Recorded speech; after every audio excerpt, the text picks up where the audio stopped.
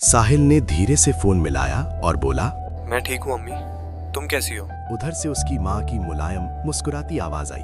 अल्लाह का शुक्र है, कोर्स तो कंप्लीट हो चुका है तेरा। फिर तू कब आ रहा है इंडिया? साहिल कुछ पल चुप रहा, फिर थोड़ी हिचकिचाहट के साथ बोला, अम्मी, मुझे आपसे एक जरूरी बात करनी है। माँ हल्की हंसी में बोली, कोई लड़की पसंद आ गई है क्या तुझे? साहिल देवराजगढ़ ऐसा चौका जैसे चोरी पकड़ी गई हो। आपको कैसे पता? बेटा, माँ हूँ मैं तेरी। माँ बच्चों की ख्वाहिश को उसके लबों पर आने से पहले ही पहचान जाती है। ठीक कह रही हो अम्मी, एक पाकिस्तानी लड़की है, मुझे बहुत पसंद आ गई है। क्या नाम है उसका? शबनम शाह। शाह? ये कौन सी बिरादरी है? देवराजगढ़ जैसे हम हैं। देवराजगढ़ हमारी कास्ट नहीं है, हमारा सरनेम है। हुकूमत की है तुम्हारे बाप दादाओं ने देवराजगढ़ रियासत पर, इसलिए नाम के आगे देवराजगढ़ लगाते हैं। जैसे हम सैयद बिरादरी से हैं। उस लड़की की बिरादरी क्या है? साहिल ने हल्का सा सांस लिया और सच कबूल कर दिया। बिरादरी का तो मुझे नहीं पता अम्मी, मगर वो हिंदू लड़की है, शायद सिंधी बिरादरी की। बस इतना सुनते ही साहिल की माँ अचानक गुस्से में बोल उठी, तुम्हारा दिमाग तो खराब नहीं हो गया साहिल? भूल गए हो तुम किस खानदान से हो? तुम आले रसूल हो, हजरत अली की 47वीं पीढ़ी से हो, और तुम्हारी शादी हमारे खानदान की रस्मों के मुताबिक सिर्फ और सिर्फ अहले सादात में ही होगी, चाहे वो लड़की सुन्नी सैयद हो या शिया सैयद। मगर अम्मी, मैं शबनम शाह के अलावा किसी दूसरी लड़की से शादी नहीं करूंगा। कोई बात नहीं, जिंदगी भर चाहे कुंवारे रह लेना, मगर किसी दूसरी बिरादरी की लड़की से शादी करके हमारी नस्लों को खराब मत करना। अम्मी, मैं शबनम शाह के बिना मर जाऊंगा। ऐसा नहीं बोलते मेरे बच्चे। अल्लाह तुम्हें लंबी उम्र दे, लेकिन अगर तुम इसी पर अड़े हो तो सुन लो, तुम्हारी मौत हमारी नस्ल खराब करने से ज्यादा तकलीफदेह नहीं होगी। उस लड़की को भूल जाओ, दुनिया की किसी भी कोने की लड़की देख लो, शर्त सिर्फ एक है, वो सैयद बिरादरी से होनी चाहिए, भले ही हमारी तरह शिया ना हो, सुन्नी सैयद ही क्यों ना हो। अम्मी, आप बचपन से मेरी हर जिद पूरी करती आई हो, मेरी ये जिद भी पूरी करनी होगी।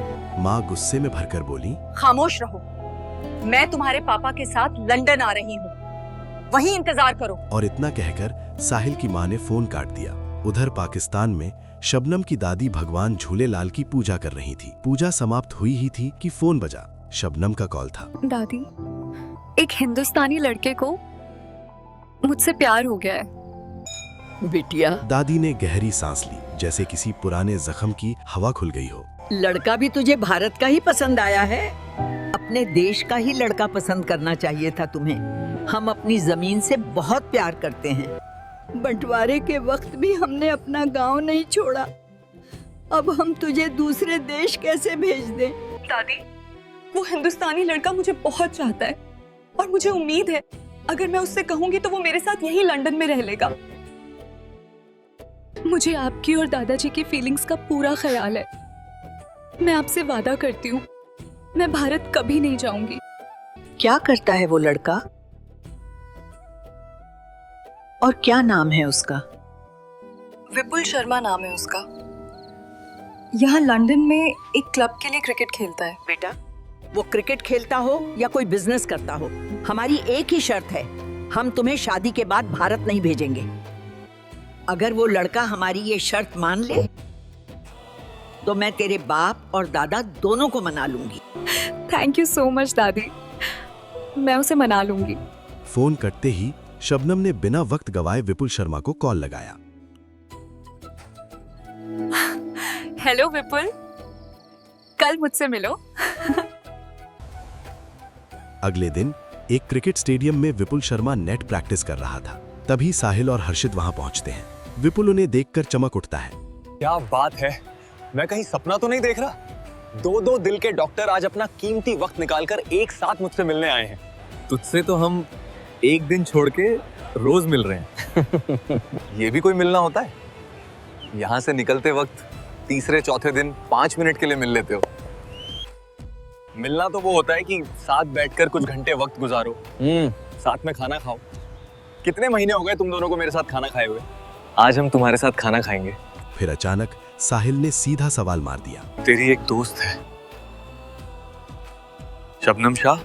हाँ है, लेकिन वो तो तुम दोनों में से किसी के कॉलेज में पढ़ती है, तुम नहीं जानते उसे। वैसे मैटर क्या है? ये साहब उसके मरीज हो गए हैं। मुस्कुराते हुए हर्षित बोला। ये तो खुद डॉक्टर है, कभी कभी डॉक्टर भी मरीज बन जाते हैं।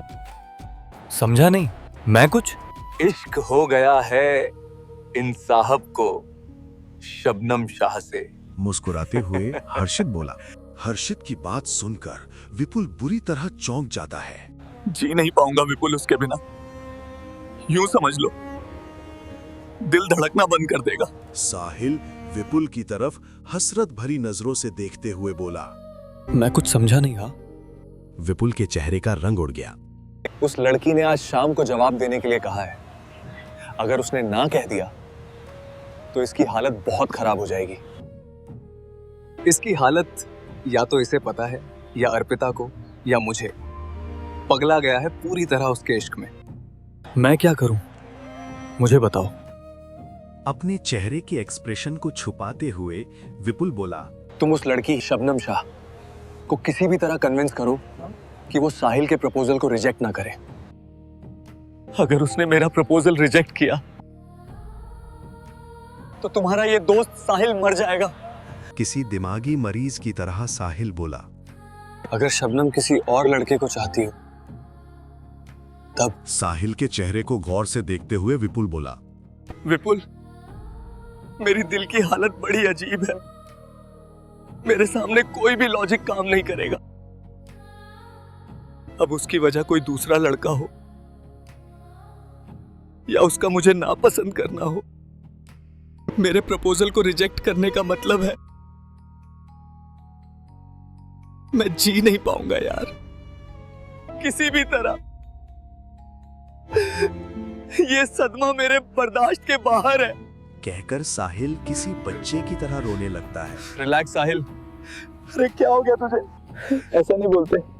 कुछ नहीं होगा तुझे, मैं हूं ना, डोंट वरी। तू मुझे मरने से बचा लेगा विपुल। किसी मासूम बच्चे की तरह विपुल के चेहरे को देखते हुए साहिल बोला। तुझे याद है साहिल, बचपन में जब एक बार हम तालाब में नहा रहे थे, उस वक्त तुझे तैरना नहीं आता था। तैरना तो मुझे अब भी नहीं आता है भाई। देवराजगढ़ टाउन का तालाब याद है?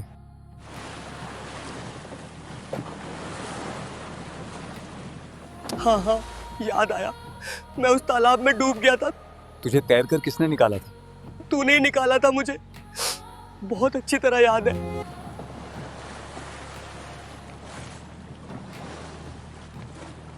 फिर तू टेंशन क्यों लेता है मेरे होते हुए? आज भी डूबने नहीं दूंगा तुझे। चलो आओ खाना खाने चलते हैं। एक सुनसान जगह पर विपुल शर्मा बेचैनी से टहल रहा है। तभी एक कार रुकती है।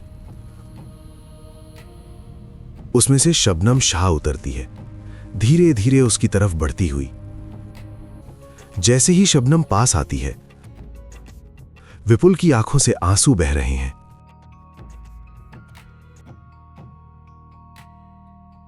विपुल, आज तुम्हारा इंतजार खत्म हुआ।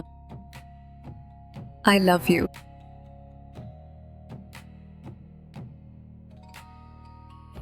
What's wrong with you, Vipul?